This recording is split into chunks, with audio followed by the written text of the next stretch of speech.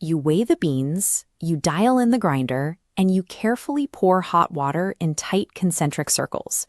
You do everything by the book to start your morning right. Then you take a sip, and the resulting cup is pale, watery, and tastes like sharply sour lemon water. This graphic outlines the universally accepted golden rule of manual brewing. Almost every guide tells you to boil your water, take it off the heat, and wait 30 seconds to a full minute so the temperature drops to around 195 degrees. The reasoning seems logical. Water at a rolling, bubbling boil is aggressive, and pouring it straight onto delicate grounds seems like it would scorch them into a bitter, ashy mess. But strict adherence to this fear of heat is ruining your coffee. By letting your kettle cool down, you are guaranteeing that sour, under-extracted cup. The fear of scorching your beans is based on a physical impossibility.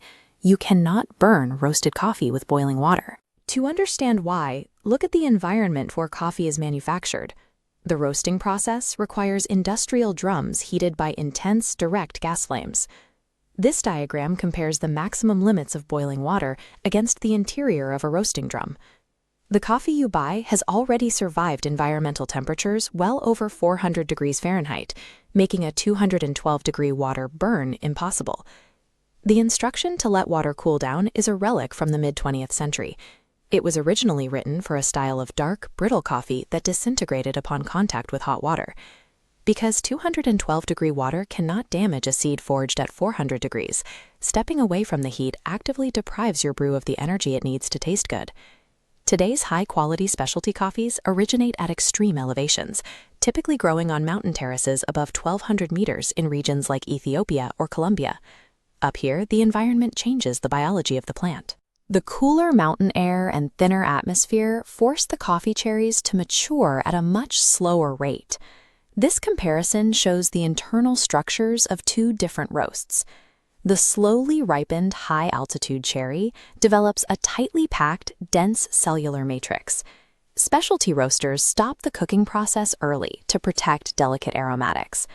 Unlike porous, dark roasts, these light-roasted seeds remain rigid.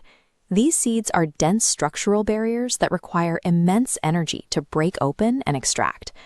When you use water that has cooled to 195 degrees, it lacks the thermal kinetic energy required to penetrate those dense cellular walls.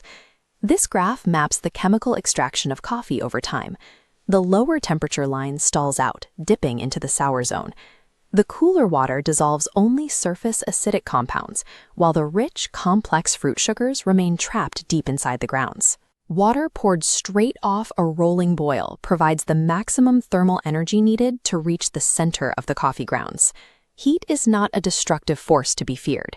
It is a necessary mechanical tool used to dissolve and release hidden sweetness. You haven't been buying bad coffee, and your pouring technique isn't the problem.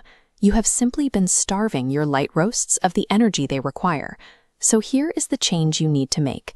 Let your kettle reach a violent, rolling boil, and the moment it's ready, pour immediately. That burst of thermal energy cuts through the dense cellular structure, pulling out the complex florals and deep fruit sugars that create clarity in the cup. Tomorrow morning, grind your high-altitude beans fresh, embrace the intense heat, and ignore the outdated cooling instructions. Using modern material science instead of historical habits is how you finally master your daily cup.